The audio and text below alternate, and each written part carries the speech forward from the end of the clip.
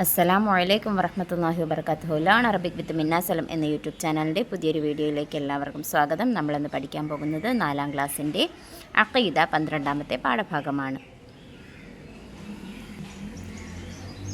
അദ്ദറസുസാനി അഷറ പാഠം 12 ഹിക്കായത്ത്. ഹസൻ ഇബ്നുൽ ഹൈഷം റഹ്മഹുല്ലാഹു പറയുന്നു, അബൂബക്കർ ഇബ്നുൽ അർത്തൂഷ് എന്നവർ പറയുന്നത് ഞാൻ കേട്ടു. ഒരാൾ എല്ലാ വെള്ളിയാഴ്ചയും അദ്ദേഹത്തിൻ്റെ മാതാവിൻ്റെ ഖബറിങ്കൽ വരികയും സൂറത്ത് യാസീൻ ഓതുകയും ചെയ്യുമായിരുന്നു. ഒരു ദിവസം പതിവ് പോലെ യാസീൻ ഓതിയ ശേഷം അദ്ദേഹം ഇപ്രകാരം ദുആ ചെയ്തു: അല്ലാഹുവേ, ഈ സൂറത്തിൻ്റെ പ്രതിഫലം ഈ ഖബർസ്ഥാനിലെ മുഴുവൻ ആളുകൾക്കും നീ ആക്കിയണമേ. പിറ്റേ വെള്ളിയാഴ്ച ഒരു സ്ത്രീ അദ്ദേഹത്തിൻ്റെ അടുക്കൽ വരികയും താങ്കൾ ഇന്ന പേരുള്ളയാളല്ലേ എന്ന് ചോദിക്കുകയും ചെയ്തു. ആ സ്ത്രീ പറഞ്ഞു, എൻ്റെ ഒരു മകൾ മരിച്ചു പോയിട്ടുണ്ട്. കഴിഞ്ഞ ദിവസം ഞാൻ അവളെ ഖബറിൻ്റെ വക്കിൽ ഇരിക്കുന്നതായി സ്വപ്നം കണ്ടു. നീ ഇവിടെ ഇരിക്കുന്നത് എന്താണെന്ന് ഞാൻ ചോദിച്ചു. അവൾ പറഞ്ഞു, താങ്കൾ ഉമ്മിയെ സിയാറത്ത് ചെയ്യാൻ വന്നപ്പോൾ യാസീൻ ഓതി അതിൻ്റെ പ്രതിഫലം ഈ മഖബറയിലുള്ളവർക്ക് ഹദിയ ചെയ്യുകയും ഞങ്ങൾക്ക് അതിൻ്റെ ഫലവും ആശ്വാസവും ലഭിക്കുകയുണ്ടായി. മഹാനായ സുഫിയാൻ ഇബ്നു ഉയൈന റഹ്മഹുല്ലായുടെ മാതൃ സഹോദരപുത്രൻ പറയുന്നു, എൻ്റെ പിതാവ് മരിച്ച ശേഷം എല്ലാ ദിവസവും ഞാൻ ഖബറിങ്കൽ ചെല്ലുമായിരുന്നു. പിന്നെ കുറച്ചുനാൾ സിയാറത്തിന് പോകുവാൻ എനിക്ക് കഴിഞ്ഞില്ല. വീണ്ടും ഞാൻ സിയാറത്തിന് ചെന്ന് ഖബറിങ്കൽ ഇരിക്കുമ്പോൾ പെട്ടെന്ന് ഉറങ്ങിപ്പോയി.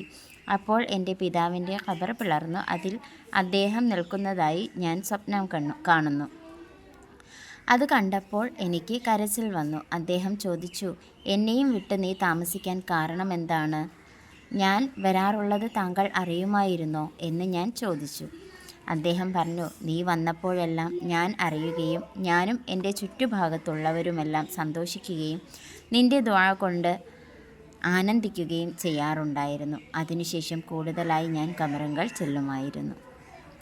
ഖാല സല്ലല്ലാഹു അലൈഹി വസല്ലം, മാ മിൻ റജുലിൻ യസൂറു ഖബറ അഖീഹി ഫയജ്ലിസു ഇൻദഹു ഇല്ലസ്തഅനസ ബിഹി ഹത്താ യഖൂമു.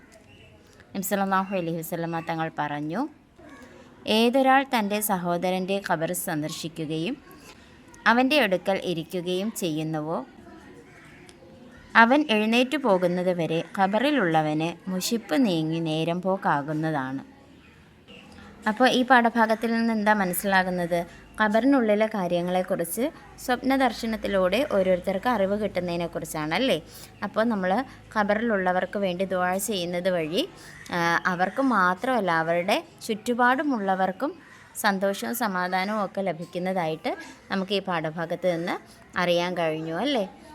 അപ്പോൾ അവർക്ക് വേണ്ടി, അതായത് നമ്മൾ ആർക്ക് വേണ്ടിയാണോ പോയി ദുആ ചെയ്യുന്നത് അതിനോടൊപ്പം ആ ഖബർസ്ഥാനിലുള്ളവർക്ക് മുഴുവനായിട്ടും ഹദിയ ചെയ്താൽ നമ്മൾ ആർക്ക് വേണ്ടിയാണോ ചെയ്തത് അതുകൂടാതെ ആ ഖബർസ്ഥാനത്തുള്ള മുഴുവൻ ആൾക്കാർക്കും അതിൻ്റെ ഗുണവും പ്രതിഫലവും ഒക്കെ കിട്ടും അല്ലേ.